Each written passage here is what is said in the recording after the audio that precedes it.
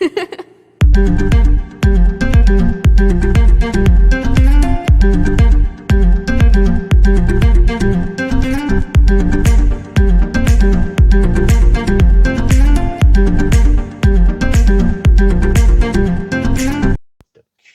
vas vouloir me poser quoi comme question? Ah ouais, tu vas découvrir. Oh là là, tu me plais pas. Allez, on est parti. On est parti. Allez, parti. Salut Johan. Bonjour David. Tu vas bien? Ça va? Donc nous, on s'était rencontrés, Johan. Alors Johan, pour la petite histoire, Johan, c'est Johan en VE. Tout à fait. Voilà. Donc il a une chaîne YouTube. Il a beaucoup d'abonnés, vous allez voir. Ah, je croyais que tu allais dire beaucoup de vidéos. Oui, Alors, il a beaucoup de vidéos aussi. D'ailleurs, c'est un boulomite de vidéos. Alors, moi, vous voyez, j'en fais un peu de temps en temps, mais lui, il en fait toujours. Il est même fatigant, tellement il en fait.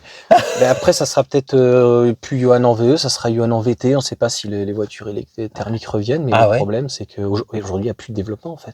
Ah non? C'est pas du tout intéressant. Non, Ni dans le diesel, ni dans l'essence. Ni dans l'hybride. Parce que moi, j'ai plein de gens qui me parlent de l'hybride. Et encore récemment, là, j'ai quelqu'un qui me dit, je vais acheter une hybride. Et ben, je lui ai dit non. Je lui ai dit, il me dit, ma femme fait 200 km tous les jours. Je fais 200 km, ben non. Si tu fais en hybride, quelqu'un qui fait 50 km, bah oui, il va recharger. Il fait ses 50 bornes en électrique, il rentre. Et puis quand il fait ses grands intérêt. Mais... Voilà. 200 bornes, 200 bornes, vaut mieux un bon diesel. Je suis désolé de le dire, malheureusement, mais. Oui, j'avais dit, il vaut mieux aujourd'hui un diesel à 5 litres au 100 où tu prends une bonne BM, c'est ça, que d'aller prendre un 3008 THP, quoi. Alors, on va revenir sur la vidéo, parce que là, on est parti, parce que. Pas tapé. Johan, non, pas tapé. Alors, donc, Johan en VE, donc, il a une chaîne YouTube, j'ai une chaîne YouTube, et on se rencontre aujourd'hui parce que, Johan m'a proposé un petit deal. Vous savez que j'ai acheté une modèle 3 perf, et mes jantes sont un peu abîmées, et il m'a proposé des enjoliveurs de jantes. Donc vous allez voir, vous irez sur sa chaîne, vous allez voir l'installation qu'on a faite de ces enjoliveurs de jantes, des protections de jantes aussi d'ailleurs, parce que vous allez voir, ça fait tout le bord de la jante, et ça vous protège bien les jantes de perf. Alors, il y a pour perf, il y a pour les Uber turbines de 20 pouces de modèle Y et de modèle 3. Mais c'est la première fois où je vois ça tient. Ouais, on a dû voir les autres, c'est une catastrophe. On a vraiment forcé pour les installer, donc ils bougeront pas, c'est certain. Je pense pas. Ouais. Et bon voilà, allez sur la chaîne de Johan, il va vous montrer ça en vidéo. Vous aurez les tarifs, vous aurez tout. Je laisse faire sa pub là-dessus, il y a aucun souci. Donc on se voit aujourd'hui aussi, comme ça on en profiter pour. Au-delà de la pub, c'est vraiment que je suis convaincu du truc. C'est-à-dire que moi j'ai même pas de perf, c'est-à-dire que si j'avais une perf, je me dis mais pour 100 €, 110 ou 120 €, tu vois, t'as quelque chose qui vient te protéger et assez facilement. C'est ça qui est top. C'est ça qui est top, c'est que les jantes sont moi elles sont abîmées. Hein. Mon véhicule a quelques milliers de kilomètres. C'est pas un PPF, tu vois, ou des trucs assez lourds de 1000, 2000, 3000 €. Tu vois, ça reste des petites sommes. Ça reste qui vont venir te vraiment. Je pense que ça peut te sauver une jante où tu vas venir la rogner très fortement. Et j'ai envie de dire, moi la mienne a beaucoup de kilomètres, donc on l'a installé dessus sans aucune crainte. Même si vous avez une voiture neuve, n'hésitez pas, même si votre jante, d'ailleurs Uber Turbine n'a rien du tout, protégez-les parce que c'est très vite fait. On va braquer un petit peu et on va pas faire attention, paf, un petit bout de trottoir et la jante, franchement, elle marque. C'est des jantes vraiment fragiles. Hein. Elles ressortent vraiment. Même sur les Y. Hein. On a un cran vraiment marqué assez rapidement. Donc protégez-les, n'hésitez pas à aller dessus. Pour revenir donc, Johan, on s'était rencontrés nous au Gigatelier. Tout à fait. On avait échangé pas mal au Gigatelier. On s'était vu vite fait. Hein. Ouais, ça avait été vite au Gigatelier. Parce que tu m'avais dit pour le coup que tu allais faire poser un produit, tu avais pas mal de petits choses. Alors c'est fou là, il caille, mais il faisait une chaleur ce jour-là, il faisait 37 je crois. Ouais, c'est ça. On pouvait plus. C'était insupportable. Et puis à cette époque-là aussi, j'étais avec David de From Scratch Wrapping, celui qui m'a fait mon covering. Donc il fallait que je lui mette à disposition le véhicule pour ça. Bref, donc on s'était rencontrés là-bas, puis la bonne occasion, c'était de se voir aujourd'hui pour faire cette installation-là, et puis faire une petite vidéo ensemble. Donc, Johan en VE, pourquoi en VE, pas qu'en Tesla? Parce qu'il n'a pas qu'une Tesla. J'avais mis au départ Johan en Tesla, parce que franchement, on était passé à la Tesla, et ma femme m'a dit, non, mais ça fait très réducteur, parce que c'est vrai que on retrouve toutes les caractéristiques sur toutes les voitures électriques, c'est toujours la même chose, une batterie, un moteur, et en fait... peu importe, c'est ce que je te disais, mais une Mégane de 130 chevaux, ça marche, quoi. Ça marche bien, ouais. Donc, il a une Mégane, et donc, il a une Tesla. Alors, on a un peu échangé sur ça. Donc, un modèle Y propulsion. Ouais, c'est ça. T'en es content? Très content? Hyper. Il a une Attends, je suis très exigeant. Ouais, parce qu'il est passé par une Porsche. C'est pas parfait, mais oui. Alors, j'ai envie de dire, quelle voiture est parfaite? Aucune. J'en connais pas. Même les dernières qui vont sortir ne seront pas parfaites. Il manquera toujours quelque chose. Soit à l'intérieur, soit à l'extérieur, soit au niveau du comportement, moi, ou la consommation. Ce que j'aime bien, par contre, par rapport aux autres, alors on va me dire, on est un peu des gogos, mais on achète une voiture et moi, il y a peu de voitures où on peut avoir autant d'accessoires. Oui. J'en connais pas beaucoup. Moi, c'est le volume. Ou le modèle Y, en fait, il y a aucun véhicule concrètement qui a autant de... Sur la voiture en elle-même, un en effet. XC90 peut-être, mais bon, c'est pas le même prix. Ouais. Et puis en fait, quand vous achetez une Tesla, on va être fan Tesla. Vous achetez une voiture à un prix, mais vous avez tout dedans. Tout à fait. Tout n'est pas parfait. Hein, on va revenir dessus. Tout n'est pas parfait. L'autopilote n'est pas parfait, mais on va pouvoir avoir des accessoires. Je vais revenir. N-Auto fait un très bon autopilote. Vous aurez une vidéo dessus. Un très bon, en fait, autopilote en continu. Donc, il remplace le AP ou peut-être pas la FSD. J'avais regardé, mais je pensais que c'était... Bah, tu me diras, voilà. Ouais. Non, franchement, si excellent. Bien. Excellent parce que, alors, moi, j'ai le AP sur mon modèle Y. Ce que j'aime bien, sur un long trajet, vous mettez votre clignotant, la voiture va doubler, mais c'est lent. Là, elle double à ta place, par contre. Elle double à ta place. Alors sur la Mégane, elle double pas. Par contre, c'est vrai qu'elle se désactive, elle se réactive une fois. Ça, c'est déjà mieux. Eh bien, l'autopilote en continu de chez N-Auto, c'est ce qu'il fait. Tu vas mettre ton clignotant. Donc, dès que tu mets ton clignotant, ta résistance au volant diminue. Parce que tu sais que quand tu n'as pas ton clignotant, si tu fais ça, tu as une résistance au volant importante. Tout à fait, c'est très dur. Ouais. Donc, tu mets ton clignotant, ta résistance saute, donc ton autopilote saute. Tu vas te déporter et en fait, tu as un paramètre qui te dit, c'est toi qui règles ton temps, au bout de 4 secondes. D'accord, il se remet... Dès que ton clignotant s'est arrêté, et il se remet, tu l'entends, il se repositionne. Donc toi, tu doubles tranquillement, tu remets ton clignotant, tu te déboîtes. C'est relou de temps en temps. Encore une fois, c'est pas parfait. Non, voilà, c'est ça pas peut pas parfait. être parfait. Et comme tu dis, et là notamment sur le leasing social, j'avais fait beaucoup de vidéos en fait de pédagogie, parce que vraiment le but c'est de faire des vidéos de pédagogie en disant faites attention, ne vous faites pas avoir, parce que des fois il y en a qui se sont pris des tartines de 1000, 1500 euros de frais de mise en service en fait. Ouais. Alors que Tesla, il y a rien. Voilà, c'est le prix et il faut arrêter. C'est pareil quand vous rentrez chez Tesla, vous avez un prix. Voilà. Et vous pouvez discuter ce que vous voulez. C'est le prix. Point. Alors, oui. Sauf dans les stocks. Voilà. Oui, sauf dans les stocks. Et il y a des variations. Il y a des variations. Voilà. Alors j'ai encore vu une vidéo hier où il y a un mec qui a acheté une Plaid à 130 000 et puis 2 mois après, là, on va aller 20 000 de moins. J'ai envie de te dire, c'est le jeu, ma pauvre Lucette. Oui. Moi, j'ai acheté le modèle. Mégane, elle a perdu 4 000 euros. Voilà. Et ça va continuer à baisser. Les prix des VE vont continuer à baisser. C'est tant mieux. Tant mieux, ça permettra de. Sinon, il y aura plus jamais de volume aussi. C'est ça. Et bon, puis là, si on va encore un peu dans épiloguer sur Tesla, on est en train de dire Tesla est en difficulté. Alors, excusez-moi de dire, hein. Excusez-moi, là, je vais remettre les choses un peu à leur place. Donc, Tesla est en difficulté. Ne dis pas de qui tu parles, là, c'est pas vrai. Tesla est oui, je sais plus, il y en a qui dit en difficulté. Tesla c'est la fin pour Tesla. C'est la fin de Tesla. Alors, ils ont licencié 10 000 personnes. Donc, 10 000 personnes sur tout le monde entier. Moi, je veux bien. Alors, on me dit, oui, ça fait 10% de ses effectifs. Ok, d'accord. On dit pour les États-Unis, c'est pas choquant. En Angleterre, c'est normal. En fait, on n'a pas un boulot à vie dans l'être humain est un flux. C'est ça. On considère. Donc merci, au revoir. Si ça va mieux, on vous reprend. Et les gens sont pas choqués. Les gens sont pas choqués. On fait pas ce genre de choses. Sinon, il y a trop de syndicalistes. C'est trop compliqué. Mais alors, moi, je vais revenir à ça. On dit, oui, les Tesla, il y a des défauts, machin. Les gars, je vais juste vous parler d'un sujet tout simple. Le 1200 TCE de chez Stellantis et le 1200 DCE de chez Renault. Il n'y aurait pas des défauts en ce moment, il n'y aurait pas des moteurs qui claqueraient, et on n'en fait pas tout un pataquès, là. Mon beau-père a le 3008, on était encore ce midi avec lui donc pour les anniversaires et tout. On n'arrive pas à lui faire vendre parce que derrière, je crois qu'il y a un petit peu la famille, le frère qui derrière, alors que ma femme, voilà, modèle Y, elle adore. Non, pour eux, la voiture électrique, il n'y a pas d'argument, c'est de la merde. C'est ça, c'est de la merde. Il n'y a pas d'autonomie, mais en fait, il part une fois en vacances, donc 500 km, ça suffit largement, quoi. Pour revenir à l'autonomie, c'est fou, quoi. Je vais vous dire, moi, donc lundi dernier, j'ai fait 630 bornes dans la journée. Sur mon trajet de 630 km, donc je suis allé de chez moi, donc près de Reims, jusqu'à Rouen, j'ai fait une pause d'1 quart d'heure pour charger et une pause d'1 quart d'heure pour charger au retour. C'est tout. Donc j'ai perdu une demi-heure. Alors tous ceux qui me disent oui, mais moi en thermique je le fais d'une traite. Alors j'ai envie de dire, moi je veux bien, mais à moins d'avoir une bonne vessie. Combien de kilomètres 320 aller, 320 retour, donc 650. Ouais, bon ça va encore. Moi ça m'est déjà arrivé de faire 4-5 heures sans s'arrêter. Tu t'arrêtes de faire pipi? Alors, en toute honnêteté, quand j'avais pas mes enfants, ça pouvait m'arriver de ne pas m'arrêter pendant 4-5 heures. Moi, je suis désolé, je deviens vieux, alors. Voilà, je peux comprendre, mais c'est des arguments fallacieux dans la mesure où, déjà, les gens qui te disent ça, ils ne vont pas en vacances toutes les semaines. Donc, si tu veux, oui, si tu perds un petit peu de temps... Puis quand t'es en vacances, t'es en vacances. C'est-à-dire, tu vas pas tu fais pas la course. Oui, mais tu peux perdre du temps, en fait, non pas qu'avec la voiture électrique, je suis désolé, tu peux perdre aussi si tu as un bouchon, si tu as... Tu vas faire le plein. Oui, les gens ils oublient qu'ils ont fait le plein. qu'ils ont fait le plein, qu'ils arrivent, ils sortent. Toi, ils t'as mettent eu un 3008. Moi, sur le 3008, quand je partais dans le sud, j'étais quand même obligé de refaire au moins 50 ou 100 litres. Donc, et puis quand tu descends, bah, tu mets ta carte bancaire, tu tapes ton code, tu récupères ta carte bancaire, tu prends ton pistolet, tu vas le mettre dedans. Ouais. Mais ça, moi, je l'ai chronométré. C'est un quart d'heure. Tu l'as chronométré? Ouais, c'est un quart d'heure. Moi, j'avais dit pratiquement 10 minutes. Alors, t'as 10 minutes quand ça va vite, quand t'as pas d'attente à la station, parce qu'on nous parle d'attente en station électrique, mais je suis désolé, moi, les stations de service, à chaque fois que j'y vais, je vais avoir de pot. Surtout le samedi, quand tu pars en vacances. Encore moi, hier. Je sortais de l'autoroute et que c'était le samedi, donc supermarché. Donc, veut dire qu'obligatoirement, il y a toujours une ou deux voitures devant.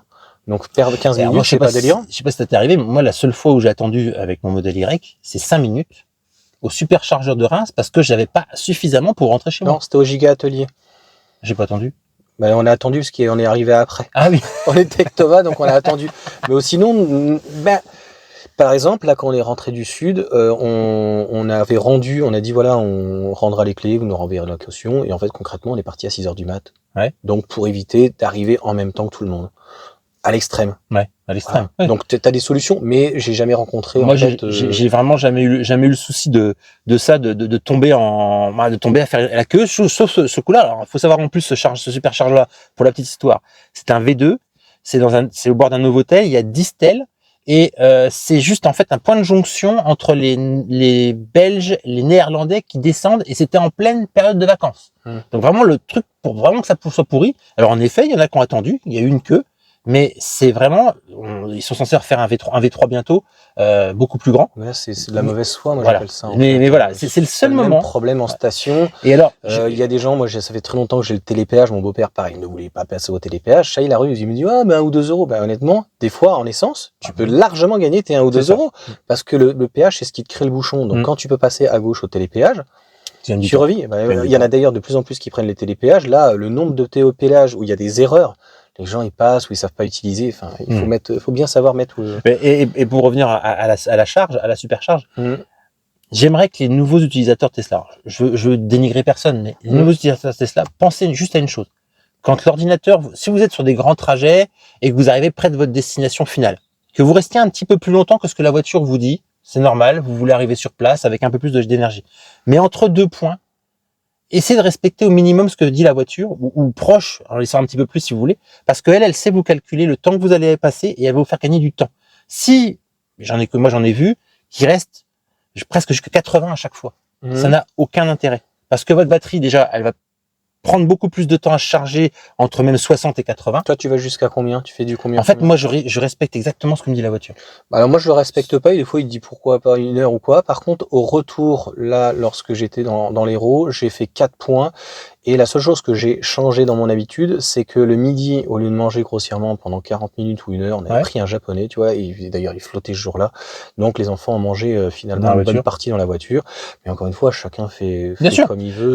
Après, c'est juste parce que... C'est sûr que s'il y a du monde, tu restes pas... Moi, j'ai jamais cru... Enfin, honnêtement, je vois pas où elle est la contrainte.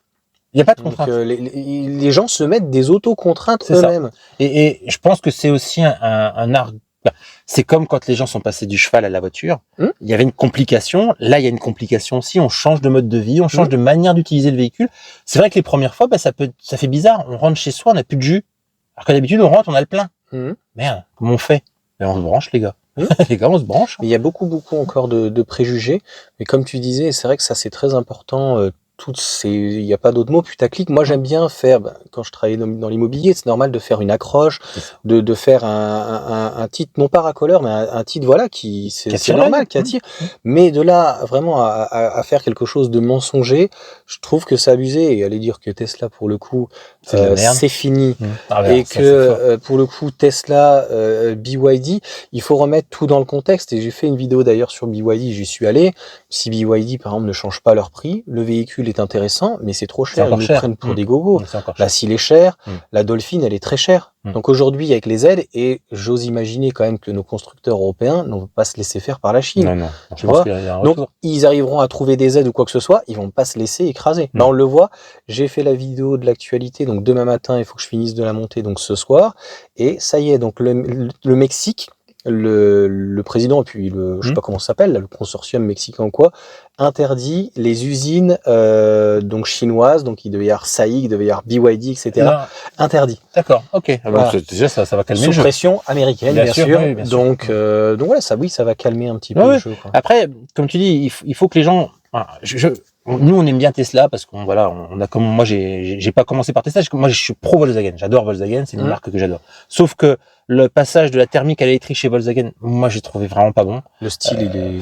La ID3 quand elle est sortie, l'intérieur, c'est pas foufou. La qualité même la est coupe pas là. est plus jolie. Ouais, la qualité est pas là. Franchement, j'ai vraiment. Puis même quand je vais les voir, j'aimerais racheter une Volkswagen parce que j'adore les Volkswagen. Moi, j'ai un transporteur. C'est très cher. Voilà, c'est très cher. C'est pas bien fini. L'autonomie, c'est pas encore ça. L'ID Buzz, 77 kWh quand même, c'est pas ouais, mal. ils mettent des grosses batteries en fait, pour calmer, leur moteur consomme beaucoup, donc ils mettent des grosses batteries pour pallier à ça. Donc l'efficience est moins bonne. Bon après, j'ai l'impression que rien n'a été réfléchi en amont. Ouais, mais après ils ont peut-être aussi moins de recul que Tesla. Tout le truc il est là. Oui, je pense que c'est ça. Comme BYD, je pense que il faut leur laisser entre guillemets une deuxième chance sur les seconds véhicules. Ça sera concurrentiel, donc en fait il faut laisser à la limite une libre concurrence et ça va faire baisser les prix parce que de toute façon la voiture électrique, mais la voiture globale reste très très chère malheureusement. Après, pour vraiment voir plus loin, pourquoi moi je vous dis que Tesla n'est pas fini? Parce qu'il faut pas oublier que Tesla, ce n'est pas que Tesla, c'est SpaceX, c'est Neuralink, c'est le robot. Le robot, je vous garantis, moins de 10 ans, il y aura des robots dans les rues. C'est possible. Assistance à l'humain, il y aura des robots. Donc après, c'est une question de gouvernance, c'est-à-dire de législation. De législation. Mais très sincèrement, je pense que au vu des difficultés qu'on peut rencontrer actuellement, même au niveau de mon métier dans la santé, aux soins de la personne, je pense que, et puis même, je vais vous donner un exemple tout simple, le robot aspirateur, moi je peux pas me dire que j'étais dans les premiers, mais il y a 4-5 ans, ça sortait à peine. Tous les petits... Moi, j'avais un ami qui en avait un il y a déjà 20 ans, pratiquement. Ouais. Et ben, Roomba, non, c'est pas ça? Les premiers, les Roomba, ouais. Alors, je sais pas ce que ça valait ou quoi, mais... Moi, c'était très cher. J'ai essayé plein de robots aspirateurs. Je suis resté sur une marque californienne. Maintenant, mes robots ont 7 ans. Je change les batteries tous les ans ou tous les 2 ans. Et on passe plus l'aspirateur. D'accord. Bah, ça m'intéressera de savoir pourquoi tu fais pas une petite vidéo là-dessus. Né à top. Ouais, je ferai une vidéo. Et d'explicatif, moi j'ai bien aimé pour le coup la vidéo, je regarde plus trop toujours, tu vois, parce que je trouve ça fait un petit peu téléachat, enfin bref, mais la vidéo sur Xavier, là, la tondeuse, en fait, qui puisse exclure, parce que moi j'avais les anciennes tondeuses, j'avais une copine qui avait ça depuis pratiquement 10 ans, et normalement il fallait délimiter. En fait, moi j'ai ce chez moi. Ouais. Donc c'est pas que c'est pas bien. Le problème, c'est que quand tu as des cours ou des endroits, c'est un petit peu moins pratique. Mais là par contre, le faire en fait, comme un tracteur, un GPS, c'est un truc de fou. Ça a bien évolué. C'est encore cher, très sincèrement. Moi, je vais vous dire, mettre 3 000 € dans une tondeuse. C'est 3 000 € là? Ouais, mettre 3 000 €. Faut mieux le faire soi-même, je crois. Moi, j'ai mis à l'époque, donc moi, j'ai un robot tondeuse avec un fil périmétrique. Il a maintenant, il est 2018. Il tourne toujours. Bon, là, il tourne peu parce que j'ai des travaux chez moi, mais bref, il tourne toujours. Il fonctionne parfaitement bien. Le seul truc, c'est qu'il fonctionne GPS et fil périmétrique. Le GPS, il faut le signal soit bon. Le fil périmétrique, c'est un fil périmétrique, donc ça change rien. Quand il perd son GPS, il donne de temps en temps, on retrouve la tondeuse au milieu du gazon. Oui, ma copine me disait, ça arrive, il a pas réussi à retrouver son chemin. Quelque part, on s'en fout, parce que la tondeuse, faut le faire, moi, toutes les semaines. Je passe on va dire une bonne heure chez ma mère pour faire la tondeuse, et puis une bonne heure et demie chez moi pour faire la tondeuse. Là, quand je suis chez moi, je fais plus de tondeuse. Et l'aspirateur, ça coûte combien, l'aspirateur je te dirais que je ne sais plus ce que ça coûte maintenant, mais je crois qu'on en a pour moins de 400 €. C'est le prix d'un Dyson, en fait. Ouais. Et tu vois, des fois, c'est pas qu'on a des a priori, c'est que l'être humain est feignant. Tu vois, il essaye pas de chercher ou de comprendre. Et d'ailleurs, quelqu'un qui fait beaucoup de kilomètres, en fait, même qui a pas forcément beaucoup d'argent, tout de suite, c'est amorti. La voiture électrique. Ouais, c'est clair, la voiture électrique, sur le coup.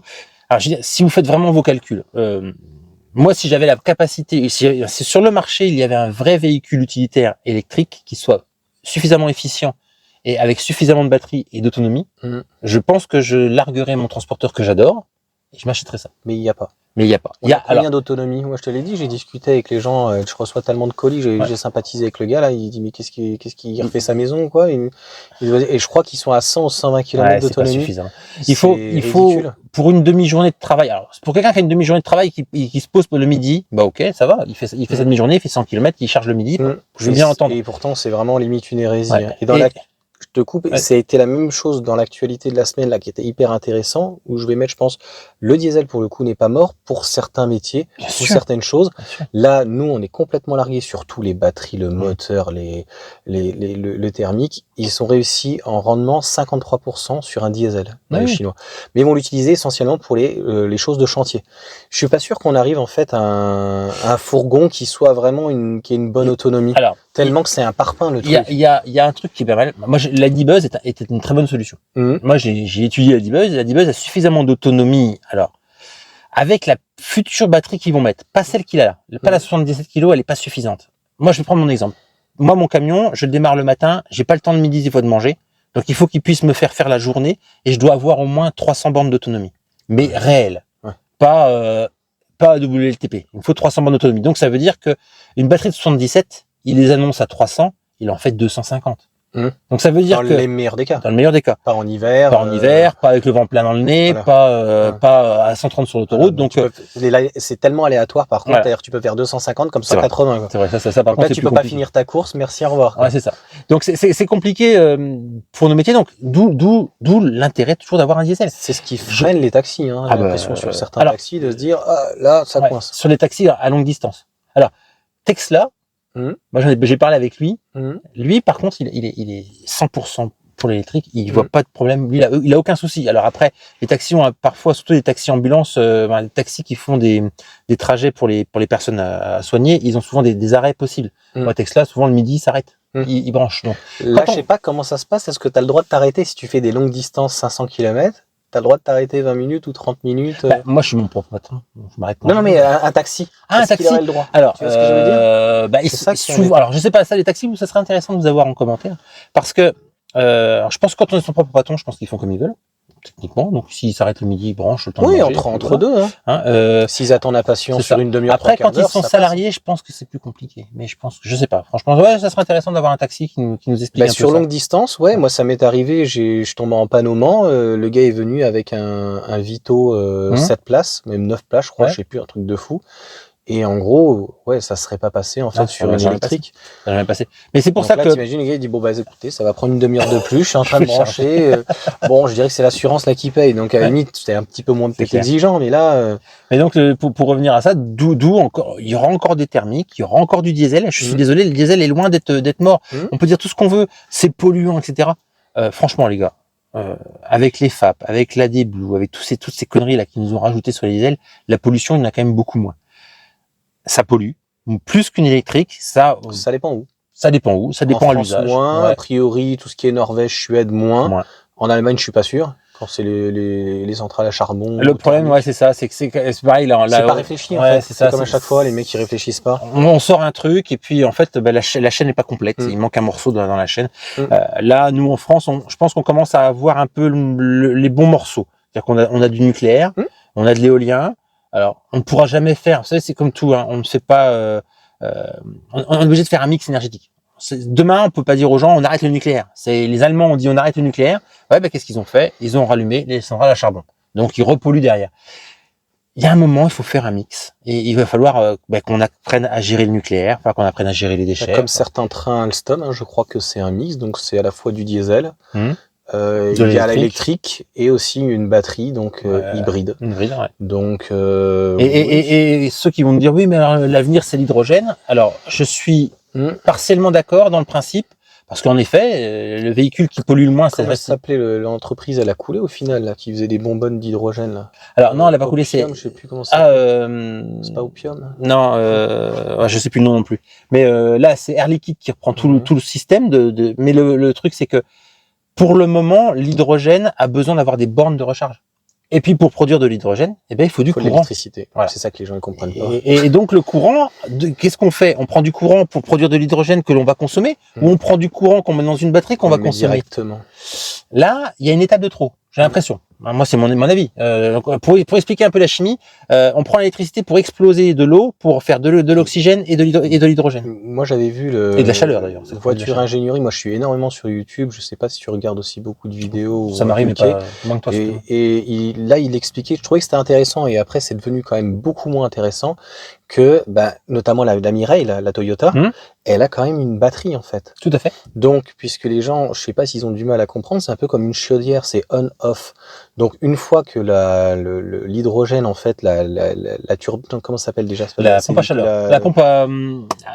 ça délivre la puissance. Ouais, bref. En fait, quand tu es en sous-consommation, ça se met dans la batterie. Et quand tu surconsommes, en fait, ça vient pomper dans la batterie. Donc, je suis pas sûr que, tu vois la Mirai, mis à part sur Paris, t'en vois très peu. C'est quand même 100 000 €. C'est pas donné. Je suis pas sûr que ça soit l'avenir. Non. Alors, voilà, il y aura un mix. Je pense que ça peut être l'avenir sur des grandes distances. La seule question qu'on se pose, c'est vrai qu'il y a énormément d'alarmistes qui disent que, à ce tarif-là, dans 50 ans, il y aura plus de métaux, quoi. On aura tout extrait. Je sais pas. Là, ça va trop loin parce qu'il y a du recyclage quand même. Le métal est quand même. Là, j'ai dans l'actu, Volvo et CATL, donc avec Geely, veulent recycler les batteries de voitures pour refaire des batteries de voitures en plus. Ouais. Alors, je crois que c'est Renault qui, sur la Zoé, la vie de la voiture, avec la batterie de la voiture, fait sa vie. Elle est reprise, elle est mise dans un rack pour faire une centrale de stockage. Et ensuite, la dernière vie, c'est destruction et recyclage. Et ils arrivent. Alors, il y a des usines qui sont en train de se monter. Ils arrivent à recycler à 90% la batterie. Sachant que les batteries, a priori, de chez Renault, c'est pas fantastique. Non, donc ça veut dire que ça peut être meilleur encore après. Voilà, donc des poches, etc. Alors, je pense que les LFP sont plus intéressants. Alors moi, je sais pas trop parce que quand on regarde un peu les batteries, les nouvelles batteries là, les 4680 de chez Tesla, ou quand ils ont Monroe là, l'ingénieur américain qui a démonté un modèle Y avec ces batteries là, pour les démonter, il y a quand même tout un système de colle mousse qui est dessus. Regarde. Oui. Tu vois ce que je dis? Oui. Alors, je suis peut-être paranoïaque ou pas? Il est parti comme une balle. Le gars est arrivé juste à côté de toi, à ça. Et je pense qu'il doit avoir le TDI, le V6, donc qui fait du bruit là, le double machin, je sais plus comment il s'appelle là. Et voilà, il a fait son cacou.